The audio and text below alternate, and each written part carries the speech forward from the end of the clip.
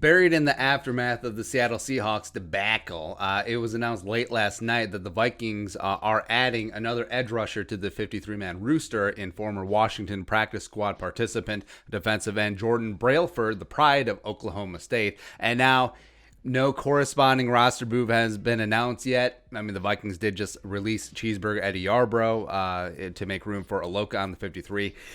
Is the roster move Dalvin to IR? That sucks. Also, is this more bad news for Danielle? Even though we've already written off like Danielle Hunter, sit for the season, get that neck right. It is what it is, Spot. But Jordan Brailford, welcome to the Vikings. You're stepping into just like a full sea of awesomeness. So let's talk about the Vikings' new edge rusher today. So background, 25 years old, 6'3", 252 pounds, former 7th-round pick 2019 by the Washington Professional Football Team. Also was a former 3-star recruit coming out of Tulsa, Oklahoma. Decided to stay in state, inked up with Mike Gundy and the Oklahoma State Cowboys in 2014. Pew, pew. I've always liked Oklahoma State.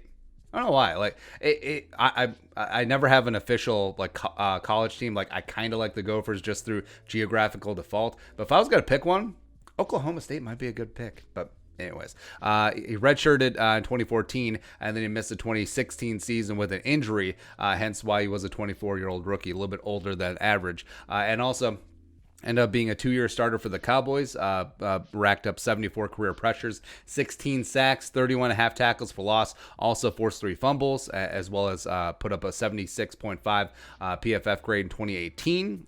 First team All Big 12 that season, team captain his final year in Stillwater, and was also voted their defensive MVP. Now, he was granted a 6th season of eligibility by the NCAA, but decided to declare. Combine-wise, undersized, but definitely a great speed rusher.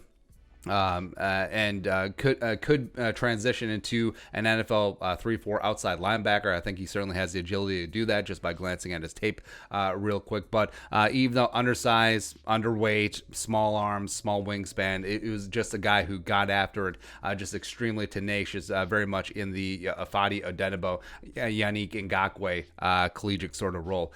No Senior Bowl invite, but was invited to the Shrine Bowl, and he showed well. Also, so here's where the plot thickens. So Brailford played for the East squad in the Shrine Bowl in 2019, and coaching the West squad was Vikings co-regional defensive coordinator and linebackers coach Adam Zimmer. So he was able to practice against Brailford all week. He saw what Brailford did in the game, so maybe that just stuck around just for a hot second. Like we said, was ended up drafted by Washington in the 7th round last year. Had a good camp, didn't play in preseason, had an undisclosed injury, ended up spending the season on injured reserve. And then coming back this year, weird spot with the Rona, no OTAs, no camp, no preseason. And also Washington, the front 7 is stacked, as well as especially at edge, where they still have the veteran legend Ryan Kerrigan.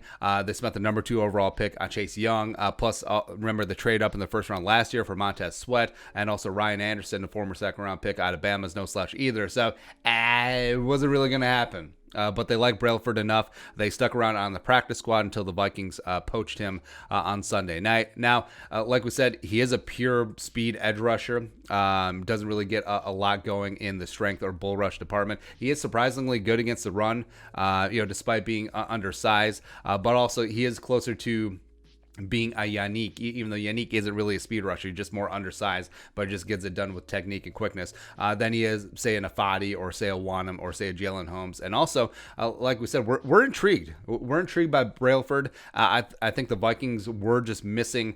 So I like Yarbrough. I like Jalen Holmes, but you are just missing that get off the line, beat you around the edge, speed rush guy, which you've seen that Yannick has implemented with great effect, has 5 sacks on the season. So, I mean, there's just something about just speed rush guys that I really like. And also, like we said, don't rule out Adam Zimmer meeting and playing against and coaching against Brailford in the Shrine Bowl game, potentially trying to turn him into a rush outside linebacker. So maybe the Vikings start to incorporate some of those 3-4 looks. I mean, is Dom Capers here to get coffee, or is he here to coach some ball? Like what's going on? And also with that Vikings linebacker room in flux, even though Todd Davis is starting to establish himself, I mean, maybe Brailford does get on the field. There's a reason why they add him to the 53 as opposed to just trying to shift him over from the Washington practice squad onto the Vikings practice squad, which does happen.